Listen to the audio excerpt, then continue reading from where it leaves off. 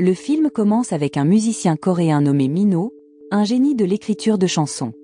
Il est toujours occupé à créer de la nouvelle musique. Mais un jour, Minho se sent bloqué car il n'arrive pas à trouver de nouvelles idées de chansons. Son manager, Canyon, remarque que le carnet de musique de Minho est vide et se rend compte que quelque chose ne va pas. Canyon suggère alors que Minho devrait tomber amoureux pour retrouver de l'inspiration, mais Minho l'ignore et décide d'aller se promener. Pour éviter d'être reconnu, Minho met des lunettes de soleil et un sweat à capuche, puis se rend au parc près de chez lui. À ce moment-là, il emmène son chien adoré, Brown, pour lui tenir compagnie. Pendant ce temps, une touriste chinoise nommée Ling Ling se prépare à quitter la Corée. Elle a déjà quitté son hôtel, mais comme son vol de retour en Chine n'est prévu que dans quelques heures, elle décide d'explorer et de prendre des photos des plus beaux endroits de Corée. Ling Ling veut se prendre en photo, mais se sent déçue car il n'y a personne autour pour l'aider. C'est alors que Minho et Brown arrivent dans le parc où se trouve Ling Ling, et elle pense à demander de l'aide à Minho. Chez Minho, sa styliste, Bomi, arrive avec de la nourriture et demande à Canyon où est Minho. Là, Canyon lui dit calmement que Minho est sorti, ce qui fait paniquer Bomi. Elle s'inquiète de la tenue de Minho, car si ses fans le voient mal habillé, ils pourraient la critiquer et la traiter d'incompétente. Même si Minho sort souvent sans prévenir Bomi de ses tenues, elle est stressée rien qu'à l'idée. De son côté, Minho est approché par Ling Ling dans le parc. Il essaie de couvrir son visage, inquiet qu'elle prenne une photo de lui. Ling Ling, parlant en mandarin, demande à Minho de prendre une photo d'elle avec le parc en arrière-plan. Comme Minho ne comprend pas, elle essaie de le dire en anglais. Mais à ce moment-là, Minho se trompe complètement et pense que Ling Ling veut prendre une photo avec lui. Il croise les bras pour montrer qu'il ne peut pas prendre de photo avec ses fans. Ling Ling se sent triste, pensant que Minho ne veut pas l'aider. Se rendant compte de son erreur, Minho accepte finalement et commence à enlever son sweat à capuche et ses lunettes, posant pour une photo. Mais il se sent confus quand il voit que Ling Ling ne le prend toujours pas en photo. Elle explique à nouveau qu'elle veut juste qu'il prenne une photo d'elle dans le parc. Finalement, Minho comprend et, embarrassé, prend la photo. Ensuite, Ling Ling demande soudainement à prendre une photo avec Brown, le chien de Minho. Après avoir reçu l'aide de Minho, Ling Ling s'amuse à jouer avec Brown. Minho est un peu agacé car Ling Ling ne l'a même pas remercié. Mais en la regardant jouer avec Brown, Minho a soudain une idée pour une nouvelle chanson. En courant après Brown, Ling Ling ne remarque pas qu'elle fait tomber une clé USB, que Minho trouve par la suite. Un peu plus tard, Ling Ling revient pour rendre Brown à Minho, qui est désormais en train de jouer de la guitare. Ling Ling est impressionné par son talent de guitariste, surtout lorsque Minho lui dit qu'il est musicien. Ils semblent intéressés l'un par l'autre et échangent leurs comptes lignes pour rester en contact. Sur le chemin de l'aéroport, Ling Ling reçoit un message de Minho lui montrant la clé USB qu'elle avait perdue. C'est alors qu'elle se rend compte qu'elle a perdu quelque chose de précieux. Elle explique à Minho à quel point cette clé USB est importante pour elle. Pendant ce temps, Canyon et Bomi sont assis dans le parc, dégustant de la bière et du poulet frit. Bomi est surprise que Minho fasse tout ce chemin pour apporter une clé USB à une fille à l'aéroport, alors qu'il aurait pu demander à quelqu'un d'autre de le faire. Canyon suggère que Minho est peut-être tombé amoureux au premier regard. Bomi, qui ne croit pas vraiment à l'amour au premier regard, n'est pas convaincu par ce que dit Canyon. À l'aéroport, Minho court jusqu'à ce qu'il trouve Ling Ling. Elle est surprise de le voir là, lui tendant la clé USB. Après avoir dit au revoir à Ling Ling, Minho reste devant l'aéroport, parlant de Ling Ling à Brown. Ensuite, il reçoit un message de Ling Ling sur Line, le remerciant.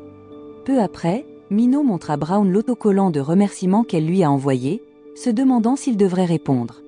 Pensant que Ling Ling pourrait être une fan, Minho décida de répondre avec un sticker. Alors qu'il choisissait le sticker parfait, Brown aboya bruyamment, surprenant Minho. Il envoya accidentellement un sticker en forme de cœur à Ling Ling. Pris de panique, Minho essaya de l'effacer, mais c'était trop tard. Ling Ling l'avait déjà vu et souriait à sa réponse. Pour cacher son embarras, Minho expliqua rapidement que c'était Brown qui avait envoyé le sticker d'amour. Malheureusement, Ling Ling ne répondit pas, et Minho décida de rentrer chez lui.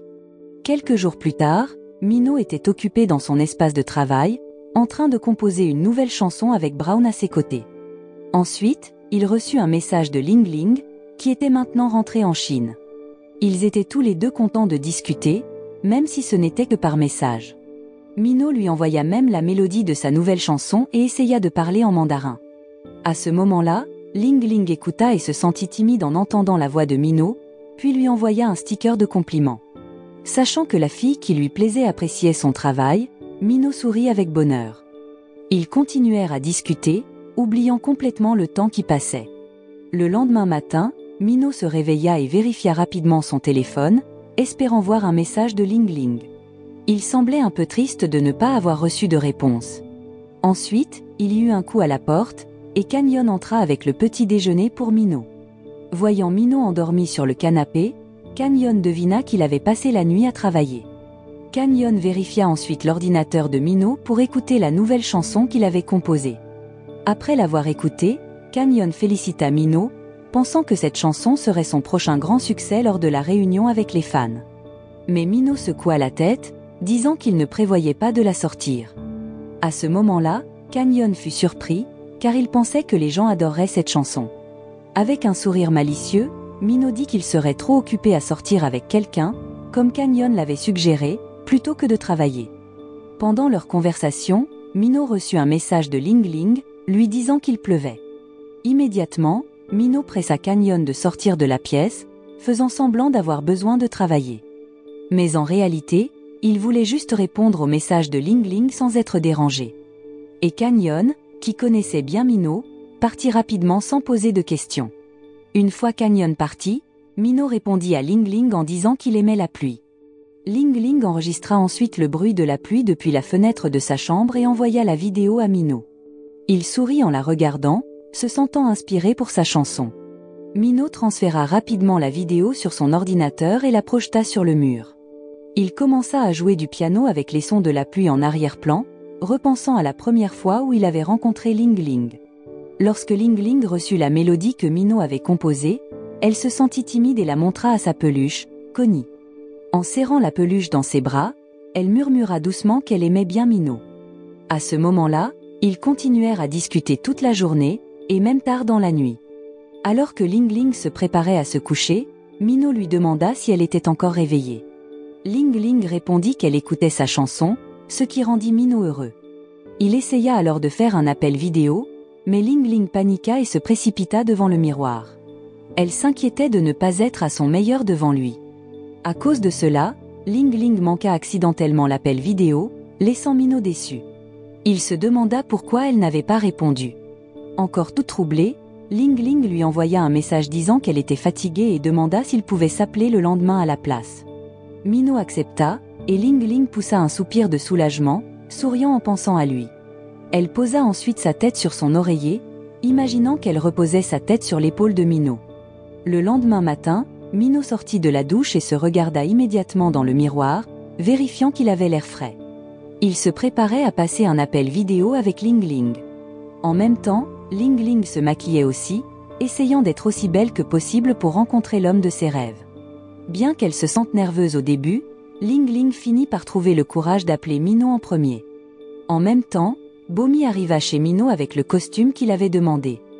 Elle fut surprise car Minot n'avait pas d'événement ce jour-là, et elle se demanda pourquoi il avait besoin du costume. Bomi plaisanta même en disant que Minot allait probablement porter le costume chez lui toute la journée. Après avoir rangé le costume, Bomi entendit le téléphone de Minot sonner. Elle appela Minot, qui était encore dans la salle de bain, pour lui dire que Ling Ling l'appelait. Mais Minot était occupé à se sécher les cheveux avec un sèche-cheveux et n'entendit pas Bomi du tout. Comme Minot ne sortait pas, Bomi décida de faire une petite blague et répondit à l'appel vidéo de Ling Ling. Ling Ling fut choquée de voir Bomi, quelqu'un qu'elle ne connaissait pas, répondre à l'appel. Sans rien dire, elle raccrocha rapidement.